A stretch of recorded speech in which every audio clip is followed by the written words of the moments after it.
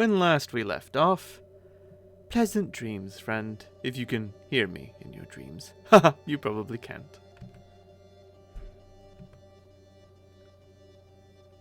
Dear God. They're back. At last, an end to this dreadful lull in our recent social patterns. What lull? You've been talking non-stop since you were created. You see, Roxy, we all knew you could find her, especially me. Not to boast, but my faith in your ability to retrieve the cherub wasn't just some saccharine-friendly nonsense like it was pretty much for everyone else here. It was established in what is now a highly focused understanding of my aspect, as well as these radical magnifying feline instincts.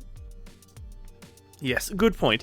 It's true that feline instincts in no empirical way contribute to one's prognostic acuity, fair enough, but they really make it feel like my intuition has more credibility than it deserves. And to the cat portion of my being, that is good enough.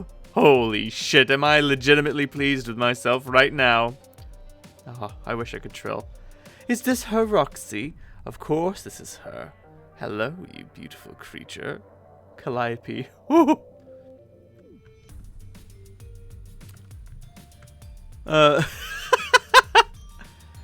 Gasp, Roxy, she's a treasure. This skull, absolutely exquisite. So smooth to the touch and full of luster. So macabre. So sublimely exsanguineous. Quite the fetching artifact to keep propped on such a smartly dressed pair of shoulders. Could you maybe stop pawing at her? It's creepy. The suit, spectacular. Tailored yourself, I gather. You have no idea what a burning desire I have to get hair on it, but don't worry, I won't. Oh my God, her eyes, perfect glass, like a priceless doll's. 'Tis a special friend you pulled from the dead, Roxy. Thank you for sharing this gift with us.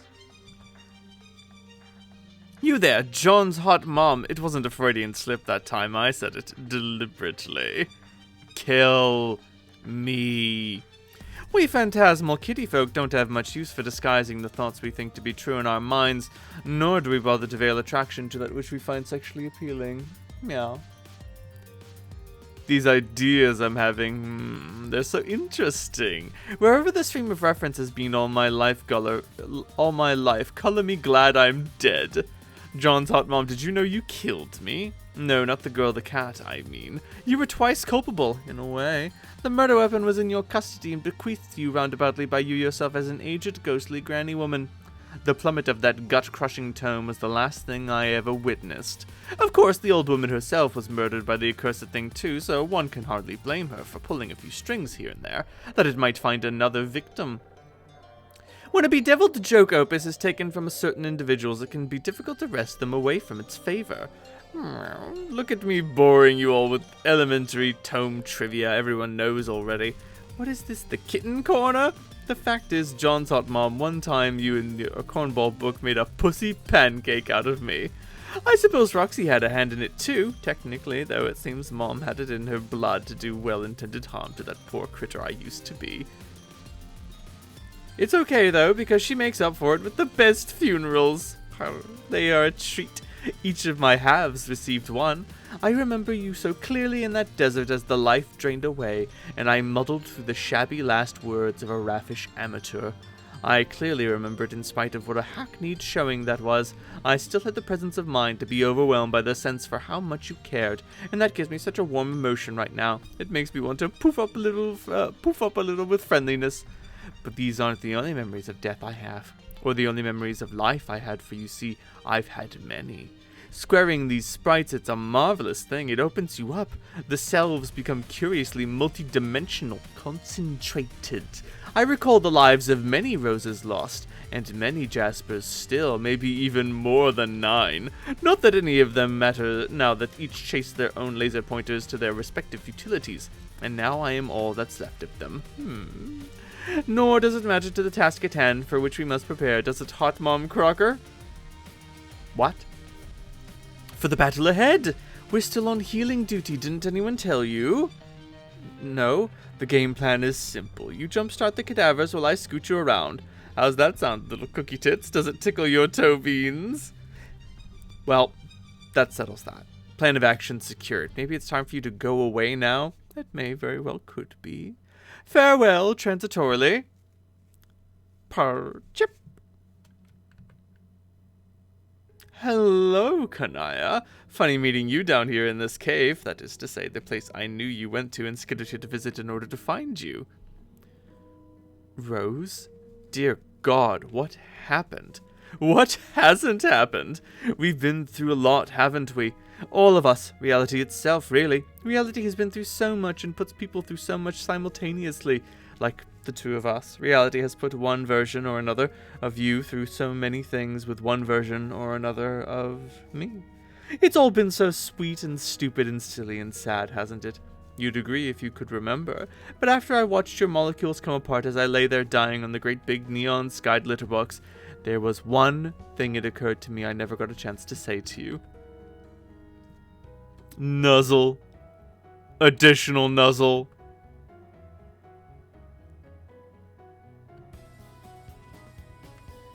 Meanwhile... Dave, Dirk, surely this is where the party's at. Couple of cool cucumbers like you. See, Dirk knows what's up. What with party pants, I'd call them. The cat's pajamas, if that phrase didn't literally describe my ensemble. Yeep, feels like someone just dunked me in a chilly tub. Earth, the Strider Bros, does it look like I'm in the mood for a fucking bath? So this is it, the big reunion comes down to this then. A lot of awkward sitting around while we all gaze at my father's pretty leggings. Pretty boring. I'm a sprite to the second power, yet what do I find sitting here on this ancient skyscraper? None other than the true squares of the party. Pounce. Surprise! Jade's an unintelligent father, and greetings for his eye, a brand new entity with which you are not familiar. And that bull troll sprite, I guess. And oh hey, the last unprototyped Colonel! That's sure a tantalizing tidbit worth acknowledging if I ever ogled one. Like a stray toy some idiot chased under the fridge.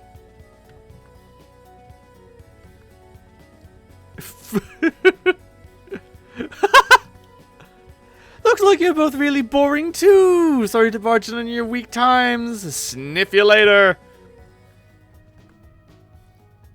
So it just occurred to me... No...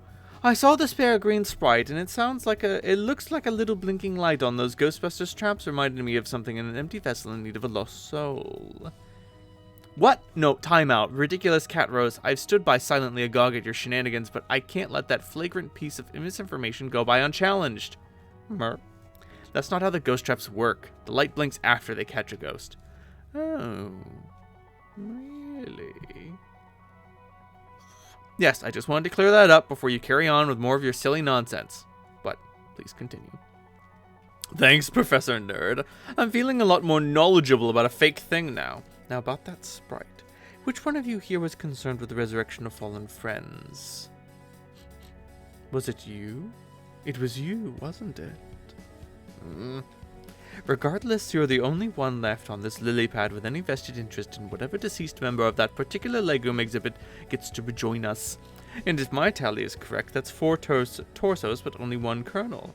Vriska said that kernel was supposed to be for our potential resurrection purposes. Pardon me. Vriska said that kernel was supposed to be for our potential resurrection purposes. And so was yours. Vriska? Who's this now? No. Cat says the name clinks a water bowl, and in fact it sounds very suspiciously like the kind of someone who probably scampered off, leaving exactly this kind of moral dilemma to those of us who stayed put. So who's it going to be? A princely young wizard who brought science through a wand? Or a fishy young princess who never spoke once to Lalonde? What about the other guy, the one thought half dead only? Or the girl who likes ships, because they made her less lonely? Meowsers, what a mystery! But seriously, that's all from me tonight, folks. I've sincerely adored hogging all your attention, and you've been wonderful. Trills into the night. Yeah, she's just gonna bring the peta back, isn't she? Oh, Jesus H. Christ! No! No! I forgot! The wall 2.0! Oh, okay, thank God. Wow, 10 path options. Wait a minute, you click and click, but nothing happens. This path selection screen seems to be broken. Looks like free will got greedy and overloaded the thing with choice, rendering the graphic up there completely useless, except you guess is a cool rollover thing. For the first time ever in the over 9,000 page history of this website, you begin to feel slightly less deceived. Oh, how you would have loved to taste the fruit of free will one last time before this wild ride jerks our bodies to a deadly stop. Alas, it is not to be. You must proceed through all of these options linearly. One by one, you click the link below, as usual. Okay. Couple of conversations. Huh. I wonder who that's supposed to be. And, of course, us in the middle. So that was pretty fucking weird, huh? Yeah. That was your sister. Sorta, but I guess she fused with her dead cat or something. Dead cat. The bottom line is we turned our back for 2 seconds and a shenanigan happened. Pretty much business as usual. At least that's how it rolls for us. I don't know about you guys here. No, yeah, that's pretty much true here too. Yeah? I turned my back once. Never again. What happened? A muscular troll took my sprite. I then acquiesced into merging him with my jackass pair of sunglasses. Alright, that guy. Yeah.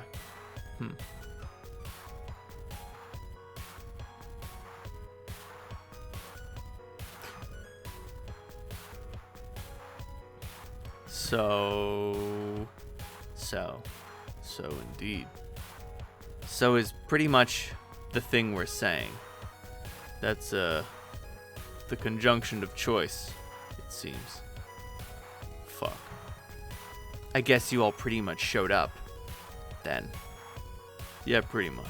Like, before I even got back. After the werewolf girl appeared, and... Wait, what happened with that? It's like a whole story, man, mostly involving Vriska.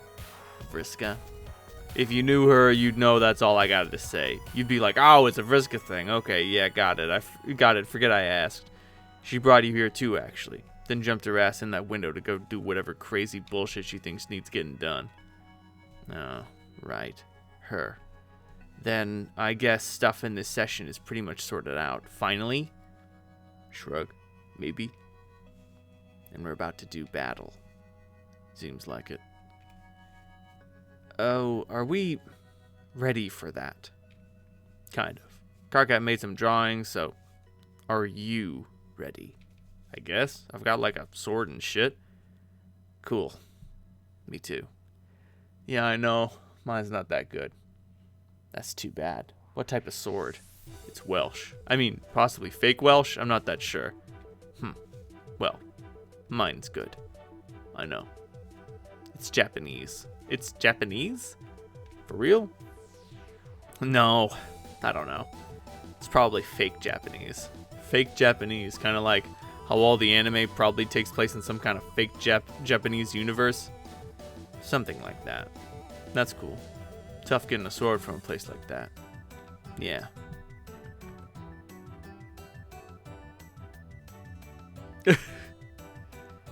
So, are we supposed to fight? God, I hope soon.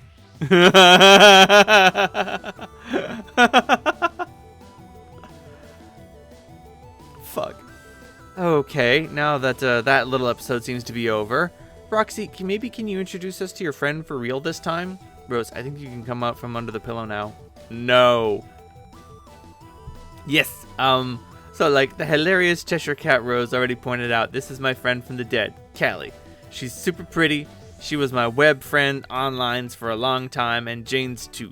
Jane, you just saw her, but here she is again, alive and everything. Hi. So good to see you again. Yes, likewise, Jane. And without your trollsona, no less. This is your true form, I presume. Silence. I think both Roxy and the enthusiastic cat girl are correct. Your natural appearance is quite handsome. Gosh, I'm sorry. I do not know how to reply to such remarks. Maybe it's because I can't bring myself to agree, no matter how nice it is for you to say. I hear you. Taking compliments can be kind of hard sometimes. Like if it's a weird subject for you, we can lay off. Callie, you are surrounded by ass kissers. You should allow me to lick your face so I can make an objective determination. Damn it, Terezi. It is the only way we'll know for sure. Though if I'm being honest, you smell pretty ugly from where I'm standing. Oh my god, you're just terrible. Please, John. I did not mean that in an unflattering way. I think having a skull for a head is pretty sick. If given the choice, I might rock the look myself. But I wouldn't stand for a bunch of cloying weenies sitting around calling me pretty. If that's how people reacted, what would even be the point of looking like a badass skull girl in the first place? Okay, I guess that is your opinion on that then. Thanks for sharing, Terezi. Don't listen to her, Callie. She's such a weirdo. So anyway, regardless of how you feel about yourself or whatever thing a rude troll may have to say, I think you're cute too. Even though you look a lot like your terrible brother, the fact that you are nice inside makes a huge difference. I think that when you're a really good person deep down instead of an evil jerk, the skull monster look becomes a lot more charming. Wow. Thank you. You met my brother? Yeah, he's garbage. I'm really sorry you had to grow up with him. Me too. I roughed him up a bit though, so it's all good. Ripped up his cape pretty good too. He's a cape now? Not anymore. Hey, look, there it is. Nice. What? The ring. I helped track it down through time for Roxy so she could give it to you. It's so cool to see that it works. Yes, I feel so much more substantial now.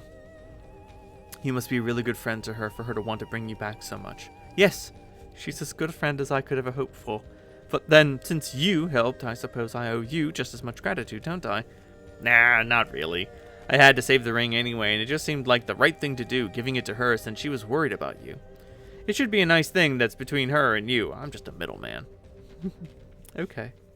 Anyway, it's really nice to meet the person who finally gets to wear the highly touted ghost ring. Probably means you're pretty special to end up with it. What do you think you'll do with your life, now that you're alive and free from your jerky bro? Oh, wow. I hadn't thought about it. The idea's overwhelming, really. Well, don't sweat it. You'll have a lot of time to figure it out. That's kind of the point of life, right? To take a lot of time floundering around, figuring stuff out. The answer will come to you eventually. You should just try to have fun. Yo, Troll Grouch. John's so nice. It's fucking me up. I know. It's disgusting. Excuse me, Callie. What happened after I woke up? We were all following that mysterious path. Did you and Jay discover where that led? Yes. I met my other half. Oh, so you found her then? Indeed. Or more likely, the timing in the furthest ring was right. Perhaps she sensed me in some way and untangled a path through the darkness. In other words, it feels more as though I was summoned, rather than being the one to find her. She seems tremendously powerful. She's also quite frightening. Frightening? Not that I think she is dangerous or has ill intent. My impression was very much to the contrary. Still, while speaking to her, I can't remember ever feeling so nervous. Not even my brother made me feel that way. Her demeanor was so severe and chilling, so unlike mine, I think.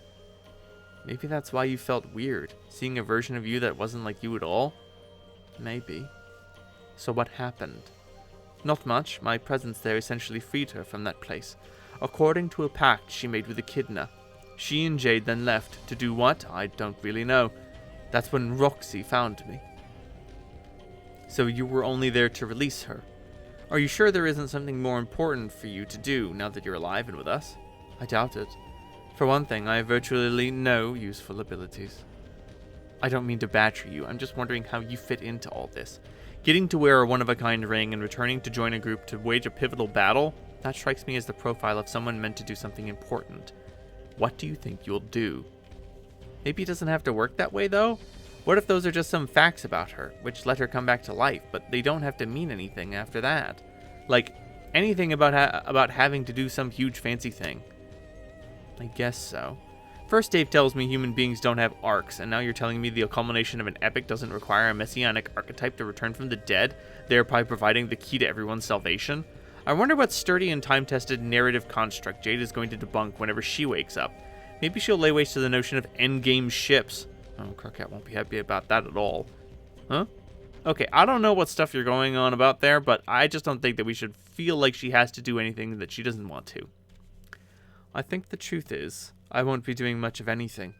My other self told me as such. Her advice was to just live and exist as the version of us for whom that is an actual possibility.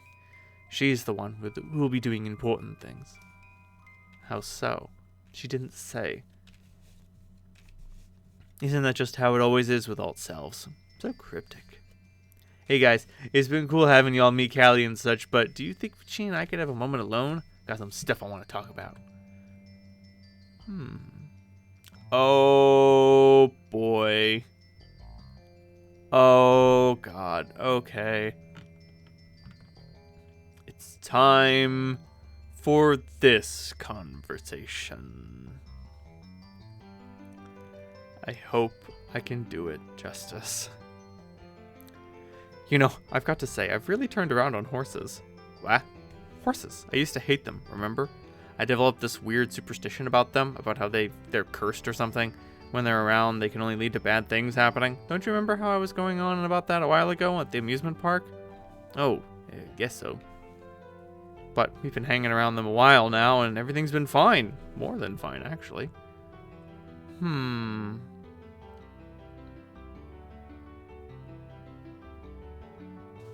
It seems like Vriska's picked up a lot of Mina's mannerisms, but Mina hasn't picked up anything from Vriska. So, yeah, horses are okay in my book. What do you think, Mina? About what? Horses. They're okay. Kind of dumb and smelly. Be making like fucked up sounds out their big ass snouts like floppy lips. Yeah. Reminds me of the weird sounds that used to come from my neighbor's hive at weird hours of the night. The fuck? Don't even ask, because I don't know. So, enough about stupid animals, whose presence have no rational explanation anyway. What do you want to do today? Today?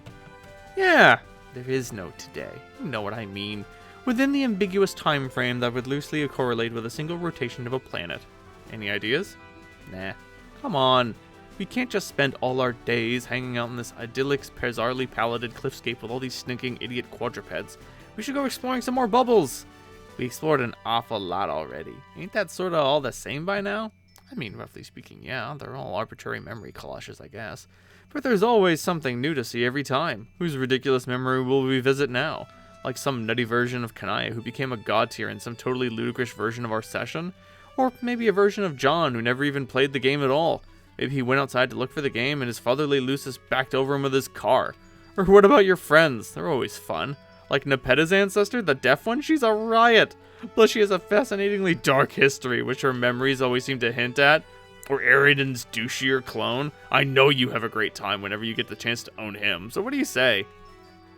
I don't know. You seem kind of bored. If you're bored, doesn't it make sense to get out and try to have fun? Not really. But why? Because it doesn't sound like fun. Just sounds like the same shit as always. Like, exactly like dreams. Dreams? They are dream bubbles after all. Yeah, but I don't. Dreams are all these crazy fantasy ride full of fake shit that makes no sense.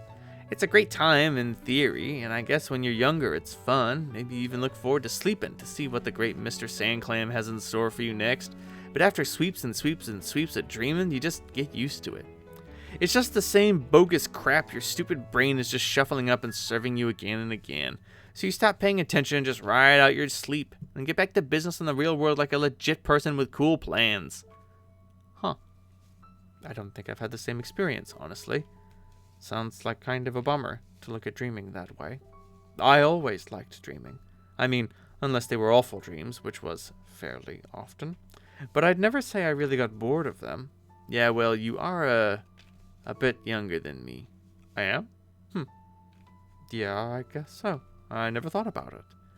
Then again, we fuchsia ladies, we sort of have to get used to being around people younger than us for our full lives. Like, much younger.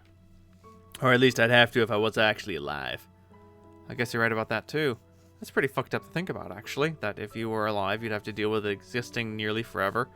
Almost as fucked up as the fact that you have to exist nearly forever while you're dead, too. Hey. Are you okay? Yep. You seem really down. Nah, I'm cool. Are you sure? Nah, maybe not. Don't matter. What's wrong? Nothing. Ugh, you know you can talk to me, right? Yeah, so tell me. I don't know what's wrong. I'd tell you if I knew. Are you depressed? Shrug. It sounds to me like you may be depressed about something, or just in general. I don't know. Damn, Fishka. Hey, it's okay to be depressed. I think just because you're dead, that doesn't necessarily let you off the hook from having psychological problems. I'm pretty sure I proved that to myself on more than one occasion already. Yeah, so talk to me. Maybe I can help. Ugh. What's the big deal? I don't wanna. Mina. What? I'm not good at, like, talking about me. That's all you ever talk about. No, I mean in a non-aggrandizing way. Oh. Ahem. Sorry if I'm interrupting whatever the fuck is going on here, but I'm afraid I'm gonna need that treasure. Oh god. Oh god. Oh no. It gets worse. Hey, I hope you don't mind I pulled you off to the side like this, away from the other pals for a little one-on-one rocks and cow time. I might be greedy as shit. I don't mind at all. I'm still getting used to the concept of an in-person socialization at all, let alone with so many people. And yes, you may be greedy, but if so, then so am I by the exact same standard. Fuck yes. Like a couple of friendship burglars picked each other's pockets all shifty-eyed and looking out for the cops, but also giggling. I guess that in the spite of the scenario in question. Yes. I can't believe you're really here. It hardly seems real. After all these years and how you were just like a mystery friend online, and then how worried I was we might lose you for good, but now? Wow. I know. So you and Jane and Jade were hanging out? Yes. It was great. We drew and told stories. I'd heard you died, so I was holding out some hope that you would show up too, and you did eventually. Just not the version of you I expected. I never dared to think you would bring me this gift. Well, I swore I would, and John kinda double swore he would help. Damn, that kid can be persistent. I like him. He's easy to talk to. Yeah. I've read about him, of course. The reality of someone standing in front of you is quite different from what you read about them in text. But then, I have no idea how accurate anything I read is anymore. I always believed I was in possession of the text which decoded your future. And I behaved toward all of you in that sly and knowing manner, avoiding spoilers and such. That was probably presumptuous of me, though. In hindsight, I clearly didn't know that much. I certainly didn't read anything about my own involvement. I never could have imagined being here. You were still real helpful, though. You were the force in our lives that gave us hope that we could all get together someday. Going down that road has been crazy and by no means a smooth ride. I'm losing count of all the times it looked like everything was about to break or catch fire, or actually did break and catch fire, resulting in loads of dismay. But when you look back, every time things went to shit, there was always something constructive about that turn of events. Something that was necessary for the good outcomes to happen at all. So whenever something stupid happens, like some a-hole gets a bonehead idea to steal a ring and then everyone dies horribly, and at the time you think you're just going to curl up and cry yourself into a weeping non-existence, maybe those aren't even bad realities. Maybe they're as important as any. And so are all the experiences that you had in them, and so are the experiences of everyone who died, because you don't just get to say your experiences are more important or significant just because you happen to be someone who survived longer. I guess what I'm saying is, I'm grateful you let me go on this adventure, not even in spite of the hardship it involved. I just had a little time to think about it in the Firefly Nothing space, and I think all of it was good. I'm happy that I could play such a role in your lives. I don't know if I deserve much credit for these positive revelations about your journey, though. You're the one who's been on the adventure. I can barely take my first step. I spent all my life in my room, and then every moment in the afterlife cowering in fear. It's only now that true participation is even a possibility, but even so, I really doubt I'll have much to offer. My other self, who I just released, I think she's poised to do something much more significant. What do you think she'll do? I have no clue. But she told you to live, right? Yes. By which I can only assume she meant, yo, live it up, girl! Like, go shopping or something. Or rocket down the highway in a convertible with cash flying out the back. That's not the sort of sentiment I can imagine coming from her under any circumstances. But yes, maybe something to the effect of encouraging me to enjoy my existence, as communicated by a more topical, truly asocial member of my species. Really, what I took from it was, She's the real one with all the power and relevance now, and I am the spare. A civilian, in a sense, like in a war. And the only use for civilians from a militaristic mindset are as those who live their lives in whatever complete irrelevant way they choose. They're the collateral at stake, the ones for whom the war is theoretically being fought, but whose lifestyles, choices, happiness, and such hold no concern whatsoever for those figuring on their behalf. This, I think, is the mindset of cherubs of her alignment as protectors. It is the relationship they have with those who they protect, and so that is probably the relationship she believes she has with me. You make it sound like she's the legit Callie and you're the afterthought, like the one from the funky reality that didn't go right. Technically, her timeline was doomed by her predomination alone. Even so, yes, it does feel as though my reality was the oddity. Cherubs were never supposed to grow up like me, exposed to other caring people and learning from them. It made me different and unfit to predominate. Yet, ironically, that was the requisite for the timeline's success, and it was necessary for you all to begin your journey as well. So this seems like an example of what I was just saying, actually. The story of two Callies. Neither is really more important, and your timelines can't really be described as the good one or the bad one. There were good and bad things about both ways stuff went down in different qualities to the people you became. Her life sounds like it was harsh and lonely in its own way, but it sort of paid off because she got to beat her brother, but then got arbitrarily punished for that outcome because it wasn't supposed to happen. And then finally you meet her and free her or something, so she presumably goes off to do something badass. Then there's you, who had probably an even more challenging upbringing, getting hassled by your bro, and he killed you, I guess, because the way the deck was shuffled, he had the edge of this time. But the upshot was that you got to have all these great friends who cared about you, and it helped you become the nice person you are, who means a lot to other people. And now, you get to live whatever life you want to, and be completely free from all the crummy stuff you grew up with. Who cares if you aren't as strong as her, or don't have wicked power she does, or some important mission to do? You both came from perfectly legitimate realities, and in my home, I am HO, you're both equally valuable. And both of those realities seem to be tied together. She can't do her mysterious badass thing unless you make it all the way through your journey and free her. And your reality was the thing setting the stage for this huge multiversal vortex of problems, which even a cajillion fucking epochs she is always meant to resolve in some way. And that doesn't mean your life was like a means to an end in a big cosmic sense. I think it's more like you are the end. Or one of the ends. You and me and everyone who made it and everyone who didn't. So that means you don't have to be able to do a lot of super special shit to validate your identity as the real version of yourself. The only validation you need is being who you are, because no one can be that person but you. Those are very inspiring things to hear, Roxy. I hope you're right. But even so, I think I would still like to be useful. You can be. You can help me out. How? I know you aren't guides here or anything, or probably never did much in get in touch with your aspect. Maybe that doesn't matter. You are a space, right? Yes, a muse of space. Sounds cool. It is cool, I think. Especially having seen what I could have been.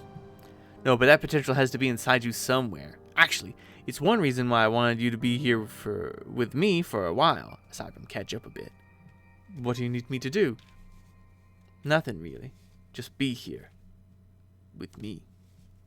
While I try this. I don't know why, but I feel like your presence will help.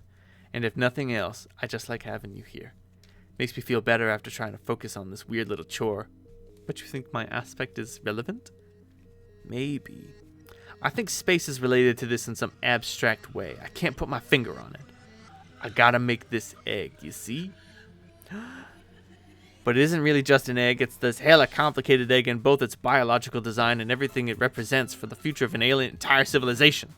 I don't have the genetic or chemical or molecular blueprints for it or anything. I have to figure it out using just thought. Like ideas. Ideas that are really basic and live in this primordial sort of quasi-consciousness. So I have to build the idea of this egg in some way before I do anything, which means trying to grasp its reality and what it represents. It's like a funky little construct of biological propagation. And I think that intersects with the nature of space, at least as we have come to understand it. The propagation of space is really just some profound cosmological feat of reproduction. That is a literally biological process, right? Pretty much. So to make this egg as a rogue of void, what I'm really doing here is something kind of insane. You yourself told me once how I'd be able to do this crazy shit. I did. I'll be like probing nothingness for an idea, a pretty complicated idea in this case, and pulling that idea from unreality. So maybe if I'm right, and a closer connection to the nature of space will help me locate this idea. Almost like standing next to an antenna to boost the signal of that idea. Then maybe my chances will be better. And hey, even if not, it's just nice to have a friend nearby while you try to do something hard. Fuck. Okay. Alright. Oh, that was a lot. Not in a bad way, but like in a lot way. Later.